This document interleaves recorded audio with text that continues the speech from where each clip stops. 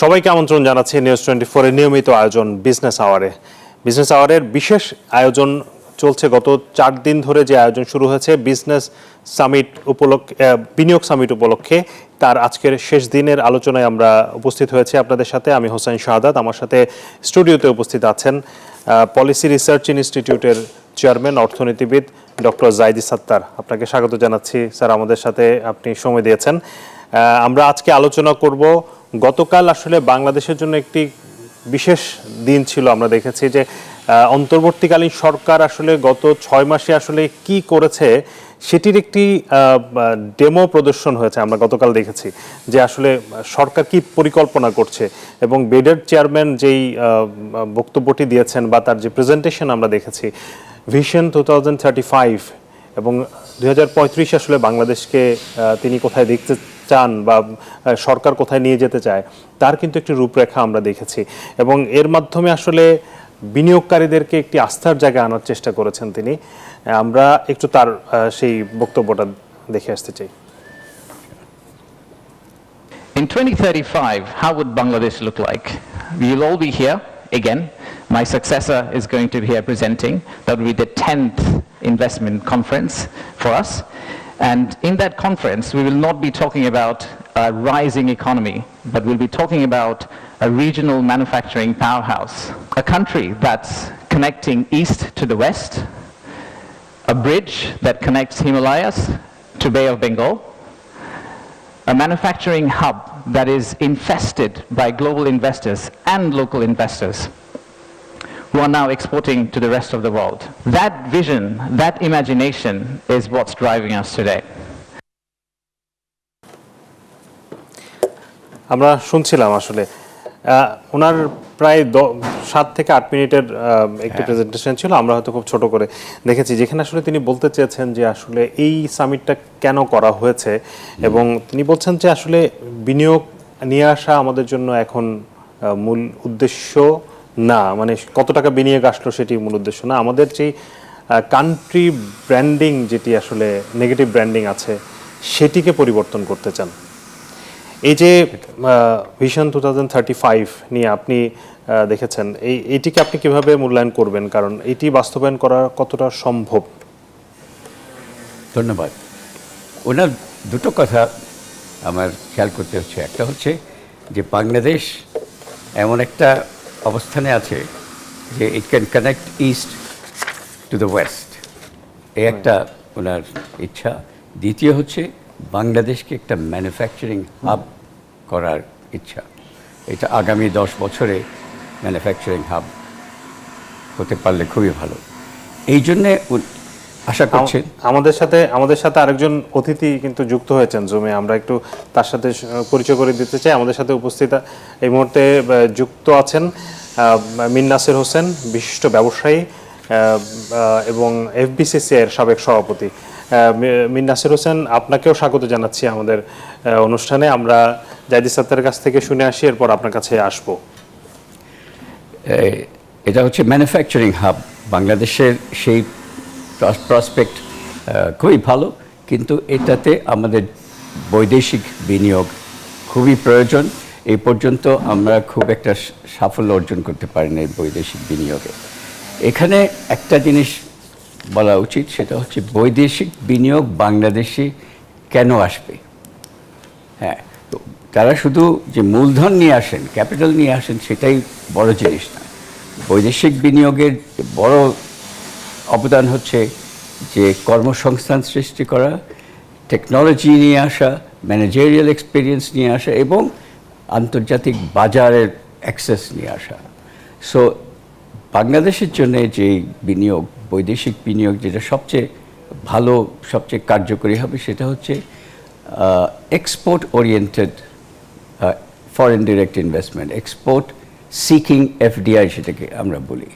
সেইটা আসার অনেক স্কোপ আছে, কারণ ডোমেস্টিক মার্কেটের যদিও বাংলাদেশ এখন একটা বড় বাজার, ওনারা বলেছেন 180 মিলিয়ন পপুলেশন, তারপরে $450 বিলিয়ন জিডিপি, আমাদের অর্থনীতির সাইজ বাড়ছে, মার্কেটের সাইজও বাড়ছে।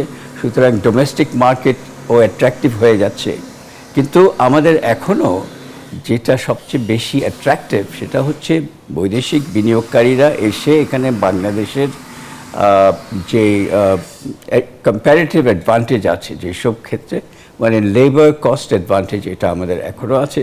ভালো আনস্কিলড হলেও আনস্কিলড সেমি স্কিলড লেবার এখনও প্রচুর আছে। এই রিসোর্সের অ্যাডভান্টেজ নিয়ে বৈদেশিক বিনিয়োগকারীরা এসে রপ্তানি করতে, ওনারা রপ্তানিমুখী বৈদেশিক বিনিয়োগ করতে বাংলাদেশে আসবেন, এবং এইটাই আমাদের মনে হচ্ছে সবচেয়ে বেশি প্রসপেক্টিভ। সো এই এটা দিয়েছেন ওনারা যে আগামী 10 বছরে আমাদের যেসব ব্যবস্থা আছে, এক তো হচ্ছে স্পেশাল ইকোনমিক জোনস আছে, তারপরে আরও একটা যেটা আশা করা যাচ্ছে সেটা হচ্ছে একটা ফ্রি ট্রেড জোন করে ফেলা, এবং এক ফ্রি ট্রেড জোন করার একটা খুব ভালো লোকেশন আছে, সেটা হচ্ছে এই যে যেখানে মাতার বাড়ি ডিপ সি পোর্টের লোকেশন করা হচ্ছে, সেটা একটা বড় ভেরি প্রসপেক্টিভ জিনিস। আর ওইখানে যে মহেশখালী আইল্যান্ড আছে, এটা কিন্তু খুব সুন্দরভাবে একটা ফ্রি ট্রেড জোন করে ফেলা যায়। তাইলে এটা মানে বাংলাদেশের অর্থনীতির চেহারাই চেঞ্জ হয়ে যাবে। একটা ডিপ সি পোর্ট মাতার বাড়ি, আর ওইখানে একটা ফ্রি ট্রেড জোন হলে বাংলাদেশ অর্থনীতির একেবারে চেহারার আমূল পরিবর্তন হয়ে যাবে। এবং প্রধান উপদেষ্টাও কিন্তু বলেছেন গতকাল তার বক্তব্যে, তিনি উদ্বোধন পরে, যে বাংলাদেশ কিন্তু এখন বিনিয়োগের জন্য প্রস্তুত। এই বিষয়ে একটি প্রতিবেদন আছে, আমরা একটু দেখে আসতে চাই। বাংলাদেশ বিনিয়োগ বোর্ডের আয়োজনে 4 দিনের এই বিনিয়োগ সম্মেলন গত সোমবার শুরু হলেও বুধবার এসে তা আনুষ্ঠানিকভাবে উদ্বোধন করলেন প্রধান উপদেষ্টা ডক্টর মোহাম্মদ ইউনূস। বিভিন্ন দেশ থেকে আসা বিনিয়োগকারীদের উদ্দেশ্যে অধ্যাপক ইউনূস বলেন, বাংলাদেশ এই মুহূর্তে বিনিয়োগের সঠিক জায়গা। So if you want to make a business with a purpose, along with the business that we do, Bangladesh is the place.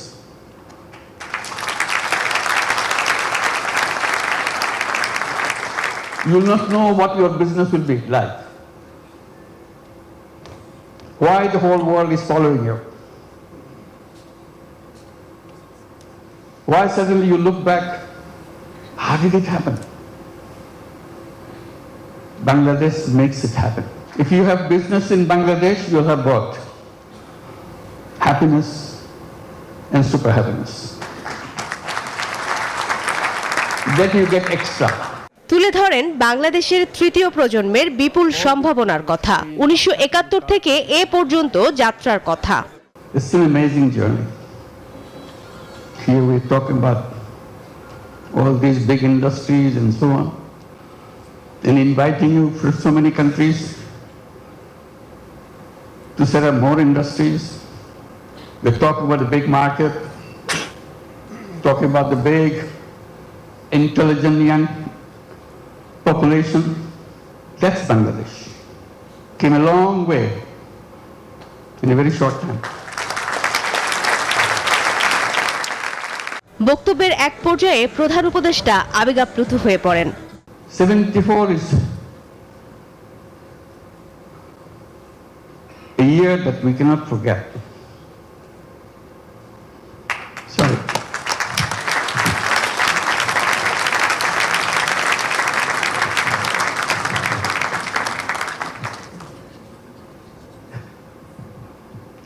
Sorry, my words. I cannot bring my word. People died of hunger. A famine throughout the country. এর আগে প্রধান উপদেষ্টা বিনিয়োগে অবদান রাখার জন্য 4 ক্যাটাগরিতে বিভিন্ন প্রতিষ্ঠানকে পুরস্কার তুলে দেন।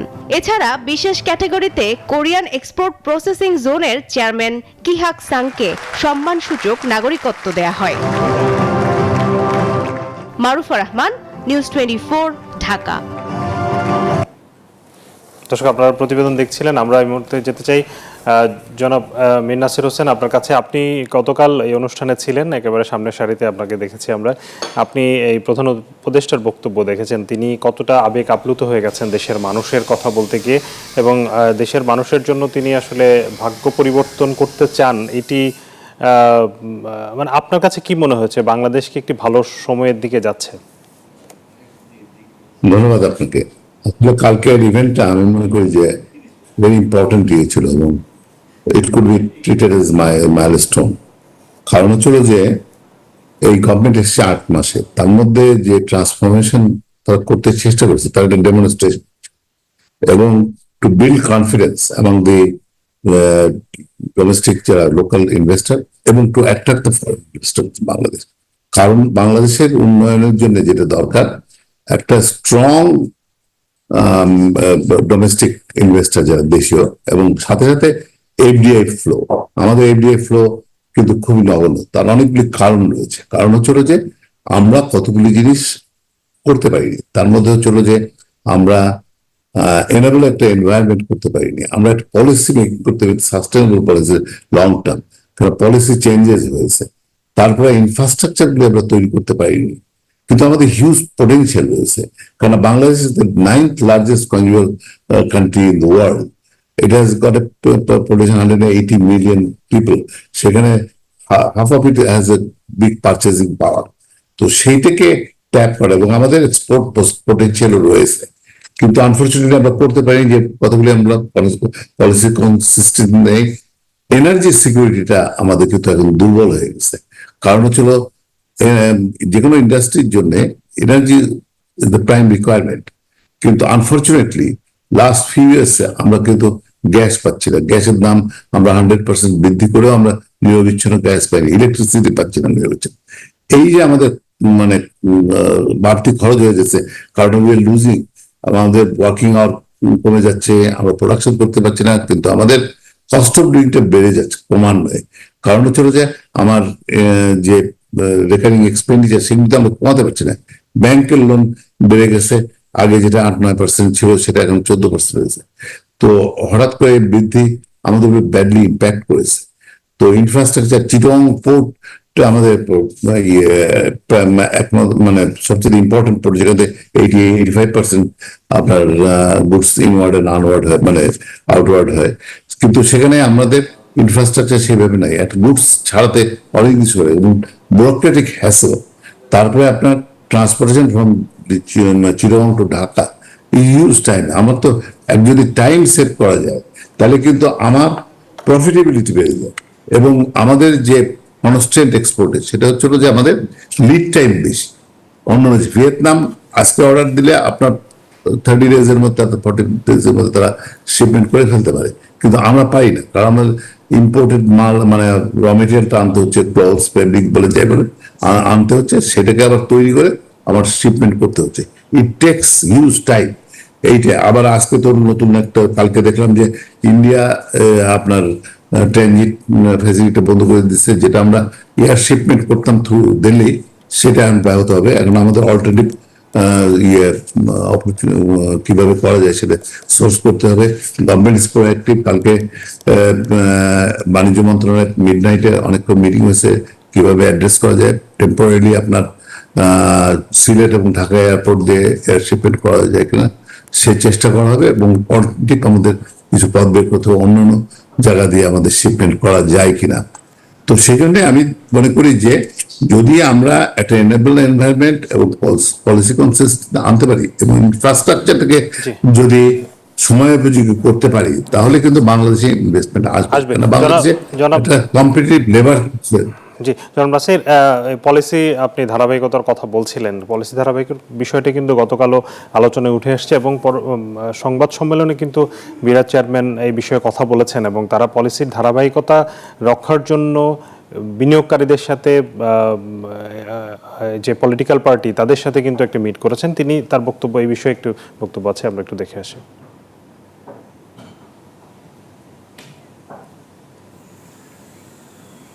ইনভেস্টমেন্টের সামিটের মূল উদ্দেশ্য কত টাকার ইনভেস্টমেন্ট আসলো এটা এনশিওর করা না, সেটা হয়তো আমরা ইনভেস্টমেন্ট সামিট 2-তে গিয়ে এই ধরনের একটা গোল নিয়ে নামবো। এই ইনভেস্টমেন্ট সামিটের আমাদের একমাত্র উদ্দেশ্য হচ্ছে যে বাংলাদেশে যে নেগেটিভ ন্যারেটিভটা এতদিন ধরে হয়ে আসছে সেটাকে আসলে পজিটিভে টার্ন করা এবং যত সম্ভব মানুষকে বাংলাদেশে নিয়ে আসা। আজকে একটু আগে আমি জার্মান টিমের সাথে বসেছিলাম, ওনারা তাদের 80-90% প্রথমবারের মতো বাংলাদেশে এসেছেন।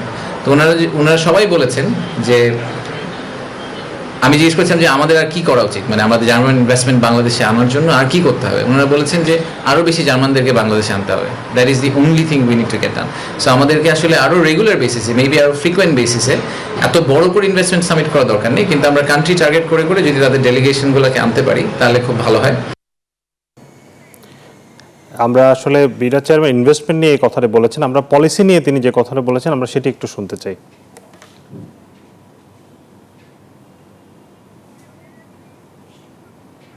যে আমরা পরবর্তীতে চালানোর চেষ্টা করব। এই যে পলিসি ধারাবাহিকতার কথা বলা হচ্ছে, আমরা গত 15-20 বছরে আসলে যেটি দেখিনি, আমরা আপনারা বারবার বলছিলেন, ব্যবসায়ীরা বলছেন, সেই জায়গাটাতে এখন নতুন করে যেই চিন্তাভাবনা করা হচ্ছে, নতুন সরকার যদি আসে, এই সরকারের হয়তো এই বছরের শেষের দিকে নির্বাচন যদি হয়, নতুন রাজনৈতিক সরকার আসে, তারা কি এই যে সংস্কারগুলো করা হচ্ছে সেগুলো ধারাবাহিকতা কতটা রক্ষা করবে বলে মনে করেন?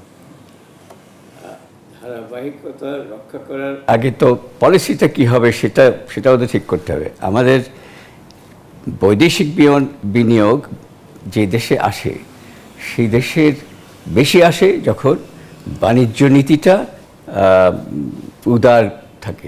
বাণিজ্য নীতি উদারীকরণ হচ্ছে বৈদেশিক বিনিয়োগ আকর্ষণ করার একটা উপায়। বাংলাদেশে আনফর্চুনেটলি আমরা মানে ইনভেস্টমেন্ট ক্লাইমেটের কথা বারবার বলে আসি, যে করাপশন আছে, ইনএফিসিয়েন্সি, এগুলো, কিন্তু বাণিজ্য নীতির কথা কখনো বলা হয় না। আমাদের দেশের বাণিজ্য নীতিটা সংরক্ষিত অনেক বেশি, হাইলি রেস্ট্রিকটিভ। এই অবস্থায় বৈদেশিক বিনিয়োগকারীরা খুব উৎসাহিত হয় না।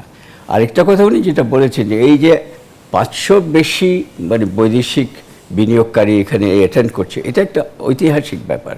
উনি যেটা বলছেন এরা টাকা নিয়ে আসবে, এটা একটা বড় জিনিস না। আসলে আমরা অনেক সময় অবসেসড হয়ে যাই, বৈদেশিক বিনিয়োগ কত টাকা আসলো। ওরা যখন $1 মিলিয়ন নিয়ে আসে এখানে, তারা $3 মিলিয়ন তো নিয়ে যাবে। This is a market oriented investment, ওরা রিটার্ন চায়। সো সেইটা মানে কত টাকার ক্যাপিটাল ইনফ্লো হলো, that is relevant, but it's not the ultimate objective. কারণ আপনার ওরা যেটা নিয়ে আসে সেটা হচ্ছে যে কর্মসংস্থান যেটা হয় নতুন নতুন নতুন ইয়েতে ইনভেস্টমেন্টে, তারপরে টেকনোলজি, ম্যানেজেরিয়াল স্কিল, এইগুলি হচ্ছে ওরা, এগুলি স্পিল ওভার এফেক্ট তখন দেশে অর্থনীতিতে হয়, সেটাই সবচেয়ে বড় জিনিস। প্রফেসর ইউনুস কিন্তু কালকে খুব একটা ইন্সপায়ারিং ইয়ে দিয়েছেন, কেন বিদেশি বিনিয়োগকারীরা বাংলাদেশে আসবে। উনি দুটা কথা বলেছেন যেটা বলা উচিত। উনি বলছেন we do crazy things that happen. একটা উদাহরণ দিলেন যে এই যে 1974 সালে যখন ইয়ে হয়েছিল, হাঙ্গার মানে আমাদের যে দুর্ভিক্ষ হয়েছিল, তাতে 15 লক্ষ লোক মারা গেছে। ওই সময় উনি গিয়ে তখন এই যে গ্রামীণ যে ঋণের একটা পদ্ধতি আরম্ভ করে, ছোট মানে গরিব মহিলাদেরকে যদি একটু ছোট ঋণ দেওয়া যায় উইদাউট এনি কোল্যাটারাল, তারা সেই ঋণটা কাজে লাগায়। এই জিনিসটা মানে lending without collateral, micro credit, এইটার জন্ম হলো ওইখান থেকে। এবং সবাই মনে করেছিল this is a crazy idea. Banking system বললো যে this is not a banking option at all. তো কিন্তু আলটিমেটলি এটা এখন সারা পৃথিবীতে ছড়িয়ে গেল। আরেকটা উনি ক্রেজি কথা বললেন, সেটা হচ্ছে তখন যখন এই যে মোবাইল ফোনের আবিষ্কার হয়েছে কিন্তু বাংলাদেশে আসে নাই তখন উনি বললেন যে এই যে আমাদের গ্রামে টেলিফোন সিস্টেম ছিল, মানে অকেজো টেলিফোন সিস্টেম সব শহরে ছিল, কিন্তু গ্রামে কিছুই ছিল না। তো বললেন যে গ্রামে যদি মোবাইল ফোনটা আনা যায় তাহলে অনেক লাভ হবে। তো উনি তখন এই যে টেলিনরের সাথে মানে কোথায় গ্রামীণ ফোন, টেলিনরের যে ম্যানেজিং ডিরেক্টর ছিল, ওনার পরিচিত ছিল, ওকে বলল যে আমরা যদি গ্রামে নিয়ে আসতে পারি এই মোবাইল ফোনগুলো, তাহলে এটা কিন্তু সাংঘাতিক ছড়িয়ে যাবে। টেলিনরের ম্যানেজিং ডিরেক্টর তখন অনেক কষ্ট করে ওদের বোর্ডকে বুঝালো যে আচ্ছা বাংলাদেশে একটা ইনভেস্টমেন্ট করা যায়, বহু কষ্ট করে করেছে। তারপর যখন এখানে আসলো প্রথমে ভেবেছিল যে 2 লক্ষ লোক হবে, 2 লক্ষ ইউজার হবে। তারপরে যখন এটা ছড়ানো আরম্ভ করলো দেখলো যে 2 লক্ষর জায়গায় সেখানে 10 লক্ষ হয়ে গেল। তারপরে তো এখন তো এটা একটা গ্রামীণ ফোন তখন ওই ক্রেজি আইডিয়া থেকে যে গ্রামের মহিলাদেরকে, গরিব মহিলাদেরকে এই কাজটা দিলে খুব ভালোভাবে ছড়িয়ে যাবে। এবং এই দুটো উদাহরণ দিয়ে উনি বললেন যে বাংলাদেশে তোমরা আসো, বিকজ বাংলাদেশ এখানে আমরা ক্রেজি থিং করি কিন্তু যেটা ইট হ্যাপেন্স, মানে right right that is the message he was giving. জি, আমরা আবারও একটু জনাব বিন নাসির হোসেনের কাছে যেতে চাই। জনাব বিন নাসির, প্রাইভেট সেক্টর এবং গভর্নমেন্টের সাথে যে একটি যোগাযোগের বিষয়, সেটিতে একটি ঘাটতি সবসময় ছিল এবং বিশেষ করে পলিসি করার ক্ষেত্রে আমরা দেখেছি যে সচিবালয়ে বসে সচিবরা বসে পলিসি করছেন, সেটি এক রকমের চাপিয়ে দেওয়া হচ্ছে। সেই জায়গাটাতে নতুন করে আসলে সরকার চিন্তা করছে যে একটি policy private sector advisory council করার চিন্তা ভাবনা করছে, যেটি আসলে গভর্নমেন্টের একটি উইন্ডো থাকবে যেখানে যার সাথে প্রাইভেট সেক্টরের একটি সংযোগ তৈরি হবে। সেই জায়গাটা মানে এটিকে আপনি কিভাবে দেখেন? এটি আসলে মানে কতটা কার্যকর হবে পলিসি মেকিং এর ক্ষেত্রে? আমি এটাকে ইতিবাচক হিসেবে দেখি, কারণ হচ্ছে যে বাংলাদেশে ইন্ডাস্ট্রিয়ালাইজেশনের সময় বিভিন্ন সময় একটা ওয়ান স্টপ সার্ভিস করা হয়েছে। একবার মনে আছে আপনার হয়তো 80s এর দিকে আপনার একটা করা হয়েছিল, পরে আপনার বিওআই করা হয়, এখন বিটা। কিন্তু আমরা আনফর্চুনেটলি দেখছি সামটাইমস এই one stop service became dead stop service. কারণ এখানে কথা ছিল যে হোলিস্টিক সমস্ত সাপোর্টটা দেওয়া হবে। আপনি এক জায়গায় যাবেন, এক জায়গার থেকে আপনি ইউল gate all the facility, licensing থেকে আরম্ভ করে ইউটিলিটি এভরিথিং, বাট আনফর্চুনেটলি এখন পর্যন্ত হয়নি। তো এইখানে প্রবলেমটা হচ্ছিল ইন্টার মিনিস্টেরিয়াল একটা সমন্বয়ের খুব অভাব, এবং প্রাইভেট সেক্টরে সেভাবে কনফিডেন্স নিয়ে তাদের কথা শোনার মতো ধৈর্য বা তাদের নাই। সেই জায়গাটাকে আমার যদি কাউন্সিল করা হয় এবং মানে combination of public and private নিয়ে, তাহলে হয় কি, আর যদি এটাকে ক্ষমতায়ন করা যে তারা করতে পারবে, শুধু বডি করলে হবে না, তাকে ক্ষমতায়ন করতে হবে, কারণ তার থেকে এক্সিকিউট করতে হবে। আমি যেটা চাবো সেটা দেওয়ার তার ক্ষমতা থাকতে হবে। সেটা যদি করা যায় তাহলে পাবলিক প্রাইভেট যে ইন্টারাকশন করে আমার মনে হয় ইতিবাচক ফল পাওয়া যেতে পারে। এবং এর নজির কিন্তু পৃথিবীর অন্য দেশে আছে, জাপানে আছে, কোরিয়াতে আছে, ইন্ডিয়া করতে যাচ্ছে। তো আমার মনে হয় এটা যদি করা যায় এবং এটা যদি ক্ষমতায়ন করে ইফেক্টিভ করা যায়, এটা সুফল এনে দেবে বলে আমার মনে হয়। জি, অবশ্যই। এইটি আসলে মানে কিভাবে মানে সবসময় আসলে গ্যাপটা ছিল, সেই গ্যাপটা মেটানোর ক্ষেত্রে এটি নিশ্চয়ই একটি কাজ করবে। কিন্তু মানে যারা কাজ করবেন, বিশেষ করে সরকারের যেসব সংস্থাগুলো, সেই সংস্থাগুলোর মধ্যে কি এই পরিবর্তনটা কতটা সহজ হবে? মানে কারণ তাদের তো এক ধরনের স্টুডিও টাইপ একটা ধ্যান ধারণা আছেন, সেই জায়গাটাতে সরকারের পরিবর্তনের জন্য কি মানে তাদের চিন্তা চেতনা, মানসিকতা পরিবর্তনটা করা যাবে কিভাবে? ভালো কথা বলেছেন যে মানসিকতা ওইটাই সবচেয়ে আগে প্রয়োজন আছে। আর তারপরে তো বেসিক কম্পিটেন্স তো দরকার আছে। সেই বেসিক কম্পিটেন্সটা আমিও কোনো এক যুগে আমি সরকারি চাকরি করতাম। তো আমাদের সরকারি চাকরিতে ঢুকতে অনেক পরীক্ষা টরীক্ষা দিয়ে ঢুকতে হতো, এবং এটা অনেক চায়নাতে এখনও তারা মানে মেরিটক্রেসি ওরা ইউজ করে, যে চাইনিজ গভর্নেন্স সিস্টেমটা, এটাতে মেরিটক্রেসি মানে আলতু ফালতু লোকজন ওখানে যেতে পারে না। ওদেরকে অনেক খেটে খুঁটে পড়াশোনা করে অনেক বুদ্ধি রাখতে হয় ওখানে সরকারি কাজে জয়েন করা। বাংলাদেশে একসময় ছিল, এখনও সিস্টেমটা আছে, সিস্টেমটা আরও রিগোরাস করলে আরও ভালো ভালো লোক সরকারি চাকরিতে যাবে। কিন্তু সরকারি চাকরি প্রাইভেট চাকরি এগুলোর সাথে একটা সামঞ্জস্য রাখতে হবে। You have to have people with vision, with competence, এবং মানসিকতা যেটা বলছি, মানসিকতা একেবারে চেঞ্জ করতে হবে। এই মানসিকতা কিন্তু আসে স্কুল থেকে। স্কুলে যে পড়াশোনার যে ভ্যালিউ সিস্টেম থাকে, আপনাদের ছেলেপেলেদেরকে কী শিক্ষা দেওয়া হয় ওই স্কুলে দেওয়া হয়। এই স্কুলের যদি আপনার শিক্ষার কোয়ালিটি যদি আপনি না বাড়াতে পারেন, আলটিমেটলি আপনার সরকারি চাকরিতে এসে এই মানসিকতা একটু চেঞ্জ হবে। ওই মানসিকতা তৈরি করতে হলে আপনাকে ওই রুটসে যেতে হবে, সরকারি মানে স্কুল কলেজে ওখানে মানসিকতা, এবং তারপরে কম্পিটিটিভ সিস্টেমের মাধ্যমে সরকারি কাজে আসতে হবে, সেটা আমাদের বজায় রাখতে হবে। এবং এখন পলিসির একটা হচ্ছে পলিসি সার্টেনটি অবশ্যই দরকার ইনভেস্টমেন্টের জন্য।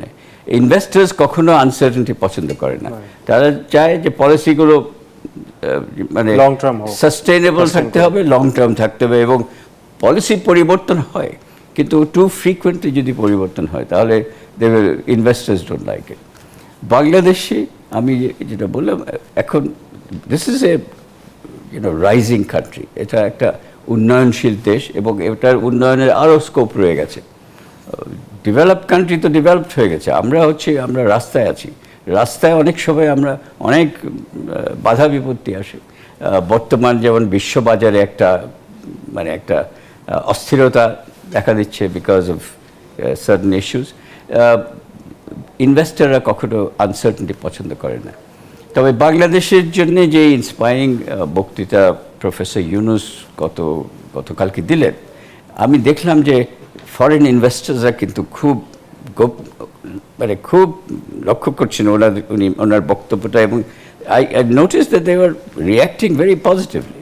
আমি দেখলাম এটা সহজে হয় না, you need an inspiring person. He has already an acceptance in global community, like তারা যেটি তার কারণেও কিন্তু অনেক ইনভেস্টররা বাংলাদেশে আসার জন্য আগ্রহ পড়ে, এবং যে আস্থার জায়গাটা তার কারণে হয়তোবা একটি বাড়তি অ্যাডভান্টেজ আজকে বাংলাদেশ হয়তো পাচ্ছে। উনি যে বক্তব্য দিলেন উনি কিন্তু কোনো কাগজ পড়ে দেন নাই, উনি it was very frequent, so original, right. এইটি নিশ্চয়ই তাদেরকে অনেক বেশি টাচ করবে হয়তো ইমোশনালি। আপনাকে অনেক ধন্যবাদ। আমরা আবারও আলোচনায় ফিরবো, আমাদের একটি বিরতির সময় হচ্ছে। দর্শক, আমাদের বিরতির সময় হচ্ছে, ফিরছি একটু পর, আরও আলোচনা রয়েছে, আপনারা সাথেই থাকবেন। আবার স্বাগত জানাচ্ছি বিজনেস আওয়ারের এই বিশেষ আয়োজনে। এলডিসি গ্র্যাজুয়েশনের জন্য বাংলাদেশ এখনও পুরোপুরি প্রস্তুত হতে পারেনি বলে মনে করছেন ব্যবসায়ীরা। বলছেন এখনও গ্যাস বিদ্যুতের অতিরিক্ত দাম থাকায় বাড়ছে উৎপাদন খরচ, আর বিদেশি বিনিয়োগ আনতে কাঠামোগত পরিবর্তনের দিকে নজর দেওয়ার আহ্বান তাদের। বুধবার বাংলাদেশ ইনভেস্টমেন্ট সামিটে আয়োজিত এক সেমিনারে এসব কথা বলেন তারা। এ সময় বাণিজ্য উপদেষ্টা জানান, বিনিয়োগের বাধাগুলো চিহ্নিত করে নিশ্চিত করা হবে বিনিয়োগ পরিবেশ।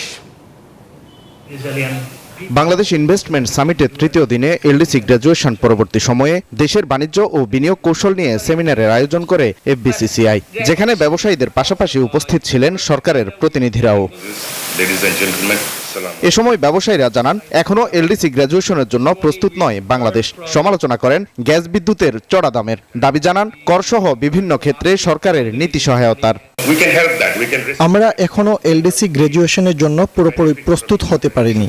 আমাদের এখানে এখনো বেশি দামে গ্যাস বিদ্যুৎ কিনতে হচ্ছে। এই অবস্থায় আমরা সঠিক পলিসি চাই। জাপানি বিনিয়োগকারীরা বাংলাদেশে বিনিয়োগ করতে চায়, তবে করসহ অন্যান্য পলিসির বিষয়ে আমরা স্থিতিশীলতা চাই। এই মুহূর্তে আমাদের মানব সম্পদ উন্নয়নে মনোযোগ বাড়াতে হবে। এলডিসি গ্র্যাজুয়েশনের চ্যালেঞ্জ ও সুযোগ দুই বিবেচনায় পরিকল্পনা সাজানোর পরামর্শ দেন সিপিডির নির্বাহী পরিচালক, আর দেশে বিনিয়োগের বাধা চিহ্নিত করে তা সমাধানের আশ্বাস দেন বাণিজ্য উপদেষ্টা। এলটিসি গ্রাজুয়েশনের পর চ্যালেঞ্জ ও সুযোগ দুটোই রয়েছে, এজন্য আমাদের সঠিক পরিকল্পনা সাজাতে হবে। বাংলাদেশকে সব অংশীদারের সঙ্গে বাণিজ্য চুক্তির প্রচেষ্টা চলমান রাখতে হবে। বিদেশি বিনিয়োগ আকর্ষণে ব্যবসার খরচ কমাতে হবে। বিনিয়োগের বাধাগুলো চিহ্নিত করার চেষ্টা করছি যেন আমরা সহজেই কাজ করতে পারি। কিছু ক্ষেত্রে পলিসি পরিবর্তনের চেষ্টাও করছি যেন বিনিয়োগ পরিবেশ নিশ্চিত হয়। বর্তমানে স্বল্পোন্নত দেশ হিসেবে বিভিন্ন দেশের বাজারে শুল্কমুক্ত সুবিধা পাচ্ছে বাংলাদেশ। তবে 2029 সালের পর এই সুবিধা পাওয়া নিয়ে শঙ্কায় ব্যবসায়ীরা। ওয়ালিদ সাকিব, নিউজ 24, ঢাকা। দর্শক, এলডিসি গ্র্যাজুয়েশন বাংলাদেশের জন্য যেমন একটি সম্মানের বাড়ানোর সুযোগ, তেমনি এটি আসলে এই মুহূর্তে একটি বড় চ্যালেঞ্জও হয়ে দাঁড়িয়েছে। কারণ অর্থনীতির যেসব সূচকের উপর ভিত্তি করে এই গ্র্যাজুয়েশন করার কথা বাংলাদেশের, সেই জায়গাগুলোতে আসলে কতটা শক্ত অবস্থানে এই মুহূর্তে আছে সেটি একটি বড় প্রশ্ন হয়ে দাঁড়িয়েছে। আমি আমাদের সাথে ব্যবসায়ী নেতা মীর নাসির হোসেন আছেন, আমি তার কাছ থেকে জানতে চাইব, জনাব নাসির, এলডিসি গ্র্যাজুয়েশন করাটা আমাদের জন্য এই মুহূর্তে আসলে আমরা কি এটিকে টেকসই করতে পারবো, নাকি আমাদের আসলে এটাকে পিছিয়ে দেওয়া উচিত, এবং পিছিয়ে দিতে চাইলে আসলে কি করা যেতে পারে, মানে কি করতে হবে আমাদের? পিছিয়ে দেওয়ার কথা কিন্তু বেশ কিছুদিন হচ্ছিল এবং প্রাইভেট সেক্টর থেকেও বলা হয়েছিল, কিন্তু গভর্নমেন্ট একটা পজিশন নিয়েছে যে তারা পিছাতে চায় না। লাস্ট ক্যাবিনেট মিটিংয়ে বলেছে যে আপনার এই 2026 থেকে গ্রাজুয়েশন প্রসেস তারা শুরু করবে, যেটা আগে ডিসিশন হয়েছে। এখন এটা আমাদের ধরে নিতে হবে যে গ্রাজুয়েশন দিকে যে আমাদের যেতে হবে। তো এখন আমাদের চিন্তা করতে হবে যে এর প্রস এন্ড কনস কি, প্রসপেক্টটা কি, আমাদের অসুবিধাগুলি কি, সেটাই করতে হবে আমাদের। কিন্তু এখনো আমরা উই আর নট প্রিপেয়ার্ড, কারণ হচ্ছে না আমাদের অনেকগুলি সেক্টরে কাজ করতে হয়। আমি যদি গার্মেন্ট সেক্টরে দেখি, European union is the largest combined market, single market USA. তো এখানে জিএসপি যদি প্লাস না হয়, সেখানে আপনার যে জিনিসটা হবে আমাদের স্ট্রিক্ট কম্পিটিশন ফেস করতে হবে ট্যারিফ পয়েন্ট অফ ভিউ থেকে। এবং যদি জিএসপি প্লাস না থাকে তাহলে cost of export may increase from 8 to 10%। তো এই জিনিসটা দেখতে হবে। এবং আমাদের অন্যান্য সেক্টরগুলি, যেগুলি এনার্জির কথা আমি আগে বলেছি, এনার্জি আমাকে অ্যাফোর্ডেবল ইয়েতে আনতে হবে। আজকে আমি পত্রিকা দেখলাম যে 4 বছরের মধ্যে সবচেয়ে লোয়েস্ট এখন price of oil and gas. তো এই জায়গাগুলিতে আমরা বেনিফিট নিতে হবে। আমাদেরকে দেশীয় গ্যাস কিন্তু উত্তোলন হচ্ছে না, প্রায় 10-15 বছর ধরে আমরা এদিকে দৃষ্টি নিবদ্ধ করিনি, এখন করা হচ্ছে। It takes time. আমাদের অফশোর আমাদের বিডিং হয়েছিল, সেখানে কোনো রেসপন্স আসেনি অ্যাজ ইয়েট। তো আমাদের প্রোঅ্যাক্টিভলি কাজ করতে হবে যেমন ডোমেস্টিক সোর্সের থেকে কতটুকু আমরা বাড়াতে পারি। কারণ হচ্ছে যে এলএনজি ইম্পোর্ট করে আমরা প্রায় 30%, 25 to 30% এখন আনতে হচ্ছে, কিন্তু সেটা আমাদের টাইমলি আনতে পারছি না বিভিন্ন কনস্ট্যান্টের জন্য। কোনো এক সময় ডলারের সংকটের জন্য, কোনো এক সময় মানে স্পট মার্কেট থেকে না কিনতে পারার সক্ষমতার জন্য এই জিনিসটা হয়েছে। এখন 2026-এ কাতারের সাথে বা অন্য চুক্তি হয়েছে, সেখান থেকে হয়তো আমরা পেতে শুরু করবো। কিন্তু আমাকে কস্ট ইফেক্টিভ হতে হবে, তার নাহলে আমি তো কম্পিট করতে পারবো না অন্যদের সাথে। আমার কস্ট অফ প্রোডাকশন যদি বেশি হয়ে যায়, তাহলে আমি তো পার্শ্ব যারা আমার কম্পিউটার তাদের সাথে আমি পেরে উঠবো না। তারপরে আমাদের যে লজিস্টিক্সের কথা বলেছেন, লজিস্টিক্স সো ইম্পর্টেন্ট। আপনি ওয়ার্ল্ড ব্যাংকের একটা রিপোর্টে দেখা যায় যে লজিস্টিকে বাংলাদেশে 4.5-48% ডিফারেন্ট সেক্টর। কিন্তু এখানে যদি 1% লজিস্টিক এক্সপেন্সেস করা যায়, তাহলে গুডসের কস্ট আপনার 7.4% কমে যায়। এই জায়গাগুলি আমাদের দেখতে হবে। আমাদের এখন যেটা হবে, আমার ওয়ার্ক ফুটিং এ কাজ করতে হবে। গভর্নমেন্ট একটা ইয়ে করেছেন যে 16টা পয়েন্ট নিয়ে কাজ করছেন, এগুলি তৈরি করতে হবে। তৈরি করে আমাদের যাতে 1 বছরের মধ্যে আমরা আমাদের পজিশনটাকে স্ট্রং করে আমরা কম্পিটিটিভনেস বাড়াতে পারি। তা নাহলে কিন্তু আমাদের এই যে সুযোগটা, এখানে যেমন এখানে সম্ভাবনা রয়েছে, আবার এখানে রিস্ক রয়েছে। রিস্ক এলিমেন্টগুলি যদি না আমরা দূর করে সম্ভাবনার জায়গাটা যদি সৃষ্টি না করতে পারি, তাহলে কিন্তু বাংলাদেশের অর্থনীতি ক্ষতিগ্রস্ত হবে। জি, অনেক ধন্যবাদ। আমরা একই প্রসঙ্গে ডক্টর জাহিদ সাত্তার আপনার মন্তব্য জানতে চাইবো যে বাংলাদেশকে এলডিসি গ্র্যাজুয়েশন নিয়ে আসলে বাংলাদেশের স্ট্র্যাটেজিটা কি হওয়া উচিত, মানে করব কি করব না, করলে কি হবে, প্রস্তুতি কেমন হবে, এর পরবর্তী সিচুয়েশন আসলে আমাদের কি করণীয়, স্ট্র্যাটেজি একটা কম্প্রিহেনসিভ স্ট্র্যাটেজিক মানে পরিকল্পনা কি আমাদের থাকা দরকার? এই প্রশ্নটা আমাদেরকে প্রায় ফেস করতে হয়, এবং প্রাইভেট সেক্টরের তো একটা ধারণাই আছে যে আরেকটু যদি আমরা সময় পাই তাহলে আমরা আরও প্রস্তুত দিতে পারবো। ওনাদের ধারণা যে আমাদের প্রস্তুতি নাই। এখন এখানে একটা জিনিস আমাদের বোঝা দরকার আছে যে এলডিসি গ্রুপে মানে এন্ট্রি এটা অপশনাল। আমরা এলডিসি গ্রুপে জয়েন করতে পারি, না জয়েন করতে পারি। 1975 সালে আমরা জয়েন করেছি। আমার মনে আছে প্রফেসর নুরুল ইসলাম, উনি ডেপুটি চেয়ারম্যান ছিলেন প্ল্যানিং কমিশনে, উনি উদ্যোগটা নিয়ে বাংলাদেশকে এলডিসির মেম্বার করেছেন 1975-এ। এখন এলডিসি গ্র্যাজুয়েশন হওয়াটা নির্ভর করে কতগুলি ক্রাইটেরিয়া আছে। সেই ক্রাইটেরিয়া মিট করলে ওই ইউএন সিডিপি আছে, ওরা রেকমেন্ড করে, ওইটা জেনারেল অ্যাসেম্বলিতে যায়, ইউএন জেনারেল অ্যাসেম্বলিতে। এখন বাংলাদেশ দুবারই সব ক্রাইটেরিয়া মিট করে গেছে। এখন জেনারেল অ্যাসেম্বলিতে ওটার ইয়ে হয়ে গেছে, ডিসিশন হয়ে গেছে বাংলাদেশ গ্র্যাজুয়েশনের। কিন্তু স্যার সেগুলো নিয়ে তো নানান ধরনের প্রশ্ন আছে, কারণ আমরা গত সরকারের আমলে যেটি দেখেছি যে অর্থনীতির তথ্যগুলোকে কিভাবে ম্যানিপুলেট করা হয়েছে, অনেকগুলো বিষয়ে পলিটিক্যাল এজেন্ডা ছিল, সেই জায়গাগুলোতে আসলে আমাদের অর্থনীতির সেই আপনারা চিত্রটা কেমন? এই অর্থনীতির অনেক শুনছি আমি যে খুব অতিরঞ্জিত আমি মানে অতিরঞ্জিত কতগুলো আছে আমি মনে করি না এমন অতিরঞ্জিত ছিল যে বাংলাদেশের অর্থনীতি আসলে খুব ভঙ্গুর, খুব খারাপ। এটা প্রমাণ বাংলাদেশের মানে অনেক অর্থনীতিবিদ, লিডিং ডেভেলপমেন্ট ইকোনমিস্ট আছেন, ওনারা দেখেছেন বাংলাদেশের অবস্থা, ওনারা তুলনা করেছেন অন্যান্য উন্নয়নশীল দেশের সাথে। তারা মনে করেন Bangladesh is still a success story of development. বুঝতে পারছেন? ভালো মানে অতিরঞ্জিত হতে পারে, বাট অত খারাপ না। সো এটা আলোচনা চলতে থাকবে। তবে as far age graduation is concern, এইটা আমাদের হাতে আছে বলে আমার মনে হয় না এখন। সুতরাং এখানে আমরা গ্র্যাজুয়েশন হলে কি স্ট্র্যাটেজি নেব, না হলে কি নেব, আমাদের ওই অপশনটা আছে বলে আমার মনে হচ্ছে না এখন, কারণ জেনারেল অ্যাসেম্বলিতে এটা পাস হয়ে গেছে এবং we have to be prepared.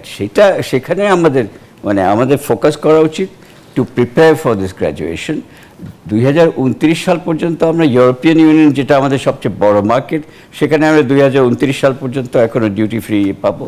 আমেরিকাতে তো আমাদেরকে ডিউটি ফ্রি দেয় না, আমরা তো জিএসপি পাই না। সো এই দুইটা বড় মার্কেট আমাদের আছে, এইখানে আমাদের অন্তত 2029 সাল পর্যন্ত কোনো মানে আমাদের একই অবস্থা থাকছে। আর বাকি আমাদেরকে এখন রিডাইরেক্ট, আমাদের যে ডেস্টিনেশন রপ্তানি এখন এশিয়ার দিকে কিন্তু রিডাইরেক্ট করা প্রয়োজন এবং আমার মনে হয় এখানে প্রসপেক্টটা বাড়ছে।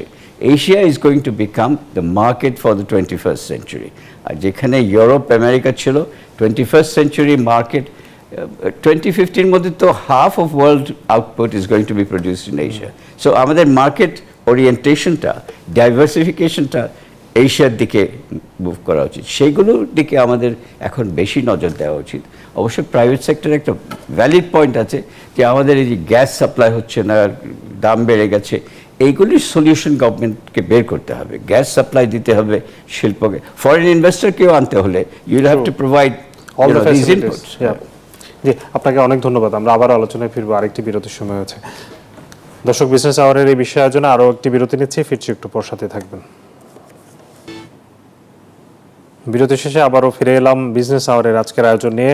আমাদের সাথে স্টুডিওতে উপস্থিত আছেন অর্থনীতিবিদ ডক্টর জাহিদ সাত্তার, আপনাকে আবারও স্বাগত জানাচ্ছি। আমাদের সাথে অনলাইনে যুক্ত আছেন বিশিষ্ট ব্যবসায়ী মীর নাসির হোসেন। জনাব মীর নাসির হোসেন, আপনার কাছে আসবো। আমাদের কাছে দুই একটি প্রতিবেদন আছে। আপনি জানেন যে গতকাল ট্রান্সশিপমেন্ট বাতিল করেছে ভারত, এটি নিয়ে মন্তব্য করেছেন বাণিজ্য উপদেষ্টা। তিনি বলেছেন এতে বাংলাদেশের রপ্তানিতে কোনো প্রভাব পড়বে না। তিনি বলছেন বৃহস্পতিবার সকালে সচিবালয়ে, অর্থাৎ আজকে সকালে তিনি সচিবালয়ে কথাটা বলেন। প্রতিযোগিতার আমাদের যে প্রতিবন্ধকতাগুলো আছে সেগুলো কিছু কাঠামোগত, কিছু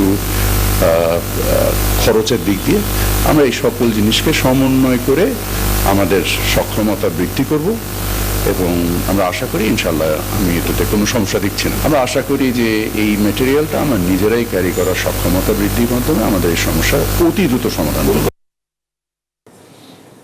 এদিকে বাংলাদেশ সহ বিভিন্ন দেশের উপর আরোপিত অতিরিক্ত শুল্ক 90 দিনের জন্য স্থগিত করেছে ডোনাল্ড ট্রাম্প। 3 মাস যুক্তরাষ্ট্রে পণ্য রপ্তানিতে শুল্ক 10%ই থাকবে। এতে কিছুটা স্বস্তি এসেছে বলছেন বিশ্লেষকরা। তবে চীনের পণ্যে মার্কিন শুল্ক আরও বাড়িয়ে 125% করেছেন ট্রাম্প। চীনের 84% পাল্টা শুল্কের জবাবে এই ব্যবস্থা নিয়েছেন মার্কিন প্রেসিডেন্ট। গত সপ্তাহে বাংলাদেশ, ভারত, পাকিস্তান, চীন সহ বিভিন্ন দেশের ওপর পারস্পরিক শুল্ক আরোপ করেন মার্কিন প্রেসিডেন্ট ডোনাল্ড ট্রাম্প। পরবর্তীতে শুল্ক কমানোর অনুরোধ করে যুক্তরাষ্ট্রের সাথে যোগাযোগ করে অর্ধশতাধিক দেশ। সমঝোতার ভিত্তিতে নিজের সিদ্ধান্তে কিছুটা পরিবর্তন আনলেন ট্রাম্প। বুধবার ট্রুথ সোশ্যালে এক পোস্টে ট্রাম্প লেখেন, 90 দিনের জন্য একটি শুল্ক বিরতি অনুমোদন করেছেন তিনি। এ সময় পারস্পরিক শুল্ক হার উল্লেখযোগ্যভাবে কমিয়ে 10% করেছেন, যা কার্যকর হয়ে গেছে। শুল্ক স্থগিতের এই সিদ্ধান্তের জন্য ট্রাম্পকে ধন্যবাদ জানিয়েছেন বাংলাদেশের অন্তর্বর্তী সরকারের প্রধান উপদেষ্টা ডক্টর মোহাম্মদ ইউনূস। সবাই কিছুটা স্বস্তির নিঃশ্বাস ফেলছে বলছেন বিশ্লেষকরা। আমি মনে করি এটা ভোক্তাদের জন্য, বিনিয়োগকারীদের জন্য একটি বিশাল সুবিধা। গত কয়েকদিন ধরে পরিস্থিতি অত্যন্ত বিশৃঙ্খল থাকায় সবাই স্বস্তির নিঃশ্বাস ফেলছে। স্পষ্টতই এটি আমাদের কিছুটা বেশি স্থিতিশীলতা দেয়, যা দুর্দান্ত। তবে চীনের জন্য ব্যতিক্রম ঘোষণা করে ট্রাম্প জানিয়ে দেন বেইজিং এর প্রতি আরো কঠোর পদক্ষেপ নিচ্ছে ওয়াশিংটন। তাদের ওপর শুল্ক বাড়িয়ে 125% করার ঘোষণা দেন ট্রাম্প, যা তাৎক্ষণিকভাবে কার্যকর হয়েছে। সিদ্ধান্তের পেছনে চীনের বিশ্ববাজারের প্রতি অসম্মানজনক আচরণকে দায়ী করেন মার্কিন প্রেসিডেন্ট। এর আগে পাল্টা পদক্ষেপ হিসেবে যুক্তরাষ্ট্র থেকে আমদানিকৃত পণ্যের ওপর শুল্ক 34% থেকে বাড়িয়ে 84% করার ঘোষণা দেয় চীন। Desk report, news 24।